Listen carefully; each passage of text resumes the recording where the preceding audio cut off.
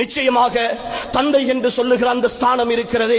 இங்கு வந்திருக்கிற நிறைய தந்தையர்கள், அன்புக்குரியவர்களே, எல்லோரும் பிள்ளைகளை பெற்றவர்கள். அந்த பிள்ளைகள் பிறந்த நாளில் இருந்து அல்லது திருமணம் முடித்த காலத்தில் இருந்து, பிள்ளைகள் கருத்தரித்த காலத்தில் இருந்து என் கற்பனை, என் வாழ்க்கையினுடைய சுமை, இந்த ஓட்டம், இந்த பயணம் எல்லாம் எதற்காக அன்புக்குரியவர்களே?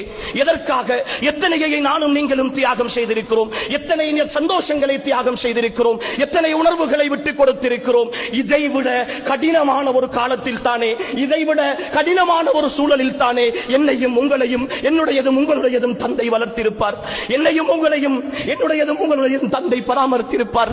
அவர் பட்ட கஷ்டங்கள், அவர் பட்ட வேதனைகள் தானே இன்று நானும் நீங்களும் மனிதனாக இருப்பதற்கு, ஒருவனாக நிமிர்ந்து நிற்பதற்கு காரணமாக அமைந்திருக்கிறது.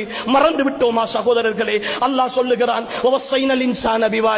அவனுடைய பெற்றோர்களுக்கு நாங்கள் உபகாரம் செய்யுமாறு நாங்கள் மனிதனுக்கு வசியத்தை செய்திருக்கிறோம். அவனுடைய தாய் அவனை பலகீனத்திற்கு மேல் பலகீனமாக சுமந்தால், அவனுடைய பால்குடி மாற்றுவதற்கு 2 ஆண்டுகள் செலவழித்தால் என்று சொன்ன அல்லாஹ், அனிஷ்குர்லி வலிவாலிதை, உன்னுடைய தாய்க்கு மட்டும் நீ நன்றி செலுத்து என்று சொல்லவில்லை.